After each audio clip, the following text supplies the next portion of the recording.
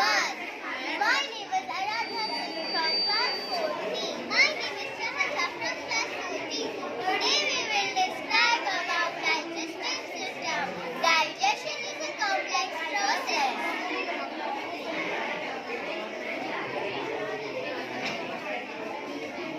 Enters the mouth, goes to the esophagus, then stomach, then small intestine, then large intestine, and then goes to rectum at last anus. Mouth. Food enters the mouth protein-free and mixed it with saliva that contains enzymes to break down carbohydrates. Esophagus. Food is swallowed and it passes through the esophagus into the stomach. Stomach. The stomach secretes digestive enzymes that break down proteins and fats. The stomach stores that makes the food for about 10 hours. Small intestine.